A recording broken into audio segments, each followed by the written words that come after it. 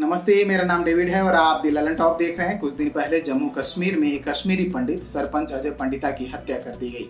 हत्या कश्मीर के अनंतनाग जिले में हुई। इस घटना पर जम्मू कश्मीर के पूर्व डीजीपी शिषपाल वैद्य का बयान आया। उनका कहना है कि कश्मीर घाटी में हिंदुओं और मुसलमानों में जो कमजोर लोग हैं उन्हें बंदूक दे देनी चाहिए ताकि वे अपनी रक्षा कर सकें। उन्होंने इंडिया टुडे से बातचीत में ये बयान दिया।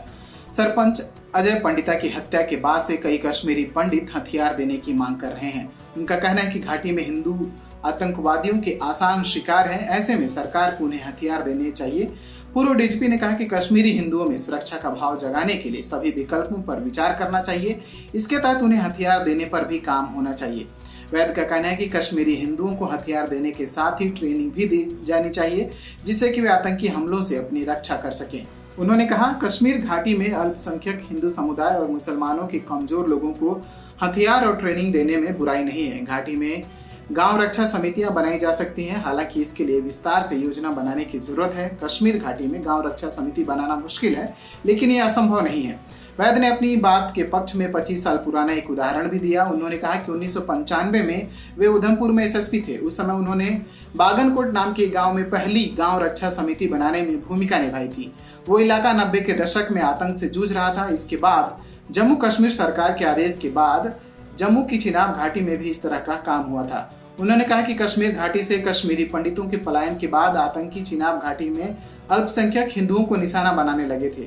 चिनाब घाटी में आतंकवादियों ने अल्पसंख्यक हिंदुओं के कई सामूहिक हत्याकांड को अंजाम दिए थे, लेकिन जल्द ही गांव रक्षा समितियां बनाई गई, लोगों को हथियार की ट्रेनिंग दी गई, आतंकी हमले झेलने वाले मुसलमानों को भी इनका हिस्सा बनाया गया।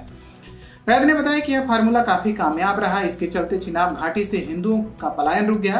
वैद्य 2 साल तक जम्मू कश्मीर के डीजीपी के पद पर रह चुके हैं। ये स्टोरी की थी हमारे साथी शक्ति ने। अगर इस वीडियो को आप यूट्यूब पर देख रहे हैं तो हमारे चैनल को सब्सक्राइब करिए, फेसबुक पर देख रहे हैं तो हमारे पेज को लाइक करिए, और अब तक आपने हमारा ऐप डाउनलोड नहीं किया है तो डाउनलोड करिए। Thank you.